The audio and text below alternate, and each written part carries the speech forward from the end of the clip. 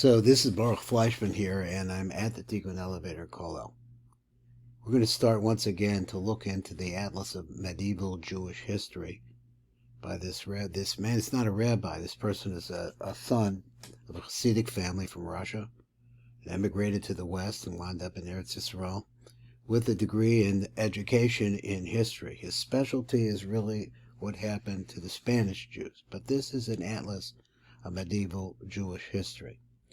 Now, the reason why I want to bring this up and why it's really important to understand is that throughout all that happened to the Jewish people, both in the Muslim lands and really much more so in the Christian lands, we're still here. And it reminds me, and I really think that this is the truth, the Jewish people, why are we persecuted constantly wherever we're found? Well, actually, we're not found every single place. I don't think there's, in Central Africa, there are not too many Jews there. There's lots of places in the world where Jews have not been. Where have the Jews been? The Jews have been in Europe, and the Jews have been in the Muslim countries. To go back in history, the United States is approximately 250 years old. The countries of Europe and the settlement of Europe as we understand it could go back, say, to 1,300 years ago, to the 700s. We're going through all these things now. And before that, then you had the Romans and all the Roman empires of 2,000 years ago, destruction of the Holy Temple, all of that. Then you keep going backwards and backwards and backwards in time. And you come really 3,500 years ago, because this is really what we're getting at here is the perspective of Jewish history, not the history that's necessarily told in schools or in common history, which is really Roman version of history. But the fact is that the Jewish people are nearly 4,000 year old family. People have come in from all different kinds of races into the Jewish people. But there's a central core to the Jewish people, and this goes back 3,900, 4,000 years. About 3,500 or 3,600 years ago, the son of Abraham, whose name was Isaac, had two children. And what we see in the world, as the Torah describes it in Parshas Bereshis, in the very beginning of Genesis, is that these two brothers didn't get along, are very different types of people. The older brother, the one that was born first, was like a person who fought his way out of the womb, and he was red and covered in red hair. And the brother, though, when he was born, was hanging on or attached to his leg. This is still hanging on to his ankle, so they called him ankle, which is the word Yaakov, or in Hebrew, more or less. So that's Jacob. So this is Esau and Jacob.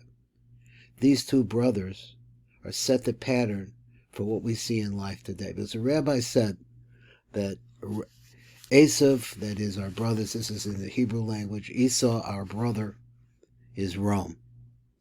Now Rome completely and totally destroyed the Jewish temple, scattered Jews all over the world, and massacred huge numbers of Jews, millions of Jews. The blood ran in the streets like rivers. But it happened twice. And the Jews were transported to Rome. And the Romans felt like anything that would ordinarily happen to any people other than these people, they would disappear. Sold into slavery, persecuted wherever they were found. But somehow, as Rabbi Beryl Wine, I heard a lecture of, he says either one generation or two different generations after the Jews were sold into slavery and persecuted, with 2 generations later, the shops on Main Street in Rome were closed on Shabbos. So somehow, out of all of this, there is a binding of the Jewish people that managed to survive all of these different things. So Christianity destroyed our temple, destroyed our homeland, and eventually sold us into slavery, where we bought our way out. We came out of that, and we started prospering. So the Romans, which we're saying now is the really other half of our family, that is, the Romans representing the Esau side of the family. The Romans became aware of the spirituality of the Jews that bound us, even though we were a captured, destroyed people. And somehow we rebuilt ourselves. So that Christianity developed out of this. There were Jews involved in Christianity to begin with, and it developed more and more until Constantine came along, and we really saw some of this, and really converted the empire into Christianity. Then the main enemy of the Christians was, once again, the Jews. And now we had to fight once again between our brother Esav, who was our full brother, a fraternal brother, and Jacob, who was the Jewish people. So if this makes sense, if you can understand this is a long fight. Now, not just that fight, but it also takes place between our half-brother being the Arabs, people of Yishmael, of Islam. So this is part of our history. One way or another, we're still holding on to the ankle. They've destroyed us, and you'll see this in this book as we go through it, all the different travails of the Jewish people is very, very strong. And nonetheless, we're here. Now, in America, we can say this. This is something I could say because it's still a free country. And God willing, it will remain to that way as long as possible. So here we're going to come, let me see if I can find where we're at right now, if we have a little bit of time. And we'll start looking at the next stage. And we're going through early medieval times. And this is the boundaries of the divided Carolingian Empire, which means France, the idea of France. So I don't see how close I can get this, how much I can read of it. Let me read it first, and then we'll concentrate on the map. We'll see how much time we have left. The division of the Carolingian Empire after Charlemagne's death did not substantially alter the status of the Jews in the kingdoms. However, the anti-Jewish activities and the writings of Agobard, the Archbishop of Lyon, from 814 to 846, and then he had a pupil, a Mulot, Archbishops of Lyon from 841 on, did signify the beginning of a change in attitude, where the church starts focusing on the Jews. Writing for the second half of the 9th century revealed that there were clergy who preached the forcible conversion of Jews. The Jews strongly objected to these sermons, and as a cautionary measure, sent their children to take refuge at a new place in Arles. Now, we're going to see this on the map a little bit, God willing, and we'll focus on that map, try to get as clear as we could, where they enjoyed a greater degree of protection. As a result of the political division in France in the 11th and 12th centuries, now we moved up already now to the 1000s and the 1100s, and we're in the time of Rashi, really. As a result of the political division in France in the 11th and 12th centuries, the Jews found themselves under the jurisdiction either of dioceses, in other words, the dioceses, which were many of them, that were the owners of cities and towns, or various feudal barons to whom the Jewish community paid taxes for rights of residence. So this is an area which was originally part of Rome. But when Rome became Christian, then everything took on the mantle of religion, even though it could be the same players. But now it was done in Christian terms. There were instances where a Jewish community, such as in Narbonne, was obliged to pay an annual tax both to the diocese and to the baron, who was the lord of the city. It is from this period that we have increasing knowledge and information about the Jews in France. In Toulouse, it was customary to degrade the Jews by publicly slapping the cheek of the head of the community on Good Friday, which is really usually the Friday before Pesach.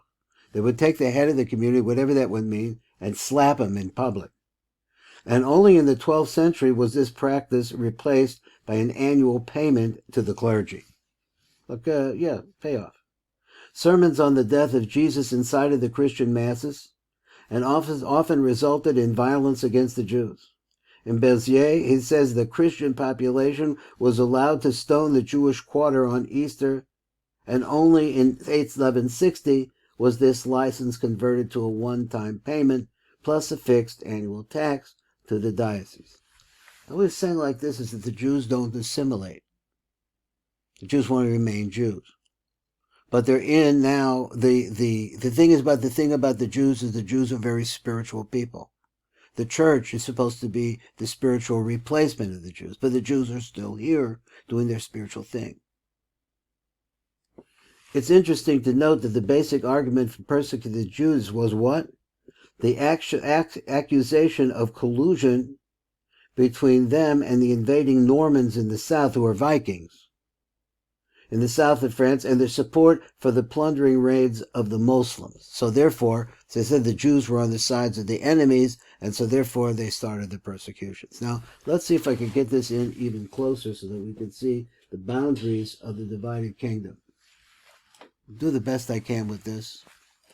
And where's my pencil? My pencil part it says like this. So we go by numbers, and sometimes I don't find the numbers. So this is France. So this area right here, where where it says the Mediterranean Sea, that's water. So there's water over here, water over there, and these colored areas here represent landmass. This is France. France has two coasts. It has a coast over here near England, and it has a coast down here on the bottom. So we're going to see right now what we're talking about, all of these different places, which he says let me see if I get this down here a little bit better. So the dotted line here, the boundaries of division of the Carolingian Empire, according to the Treaty of Verdun in 843. So all of this dotted line, all of this is all the French Empire at that time. So he says in the year 825, let me get the back over here. He says privileges of Louis the Pious and the reaction of Agobard of Lyon against them. So their privileges were given to the Jews in 825. We did not assimilate and become Frenchmen. We kept practicing Judaism. 2. The priest Bobo converts to Judaism. Wow. Flees to Saragossa, which is, in other words, he leaves here and he goes to Saragossa in Spain. He says, and becomes active against Christianity, which you can see that he's anti-Christian. A former Christian became anti-Christian. That's not going to be popular. Number 3, he says, Amulo successful Agobard increases incitement against the Jews. And he's drawing this. I don't know where it is, but here's the 3. But at any rate, wherever he is, this is the church against the Jews. The same war, different names against the Jews. Preachers number 4, in 1858, in the year 850, preachers and apostates, those are people who converted to Catholicism, succeed in baptizing some Jews. In order to protect their children, then the Jews have to send their children to more secure city of Arieh. Whatever that is, if I pronounce it right, I really don't know how to pronounce French. This is Baruch Fleischman, a Tikkun Elevator Kolo.